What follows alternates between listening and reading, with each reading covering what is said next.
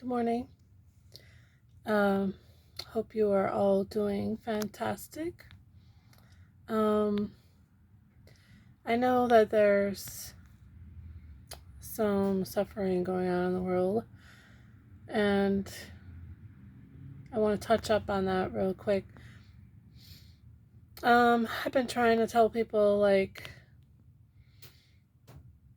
if you are not in a state of suffering on this planet, you need to not let the suffering of others affect your peace and your state of mind and your heart consciousness. Now, that doesn't mean to say that you shouldn't care, that you shouldn't have empathy. That has nothing to do with it. We can still care, but not let it affect our peace and our state of mind and rob us from our joy each day. We can send loving energy out to the earth and those people that are suffering. And we need to be anchors of light in this time and not be, letting the oppression of others. I mean, yes, we need to be aware of it. Yes, we need to help them. Yes, we need to send them love. And, if it means giving them, the money they need or items that they need to survive, getting them safe refuge, that by all means, do that. If you have the ability to do that, then that is being heart-centered. But the rest of, there are those of us who are way on the other side of the planet who, those of us, there are people that are trying to make ends meet,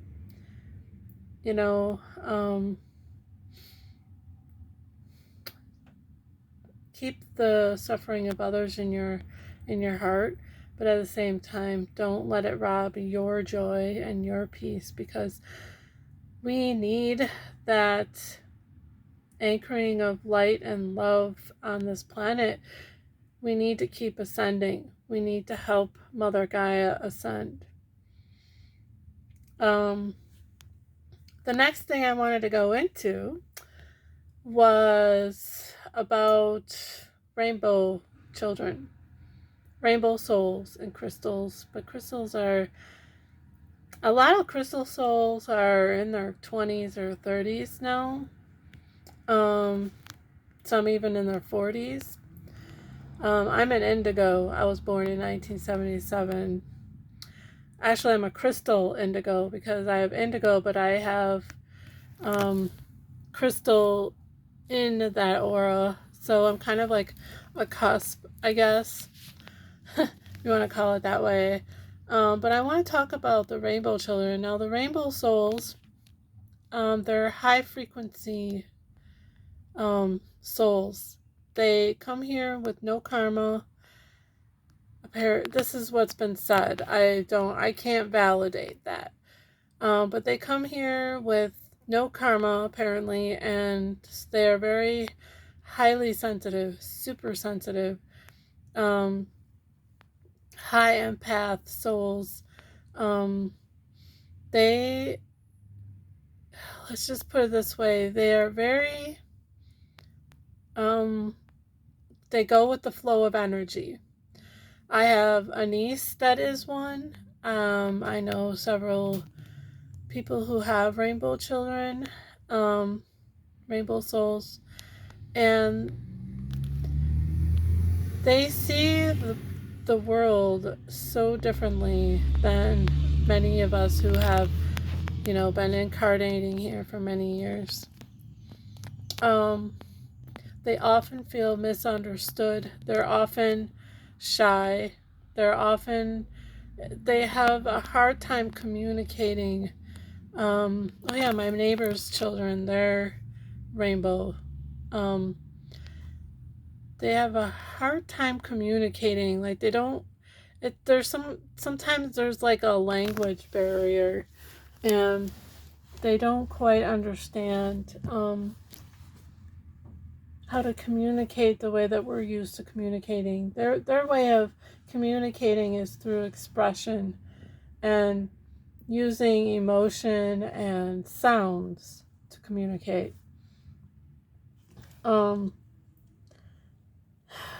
Now, the reason I brought this up is because I have a kid on my bus who is kind of borderline. He's the rainbow, borderline, autistic. And he,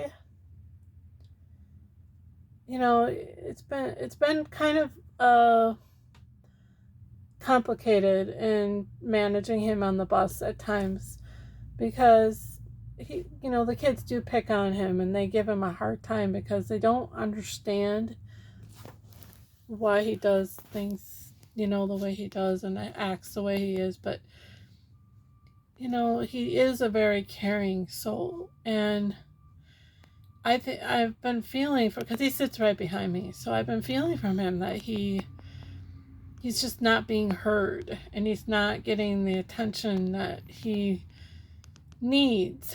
And I heard him talking about rocks and crystals, and I thought, oh, I'm going to bring some of my rocks and crystals. So I brought him on the bus the other day, and I showed him and the other kids some of my crystals and my gems. Oh my gosh, he wanted to know everything about them. Like, he was just like, I have some. He's got some rocks. He's like, I love collecting rocks and gems. And he wanted to know he brought this one rock that he had, and he didn't know what it was. He's like, I want to know what this one is. And I said, the next day he brought it on, and I said, I don't actually know. I need to look that up, so I'll tell you this afternoon. So I did my researching and looking it up, and I found out he has a green turquoise, which is not very common. At least I didn't even know there was a green turquoise. It's like a lime green color. But I told him, he's like, is it rare? And I'm like, yeah, it's somewhat rare. And he was so excited.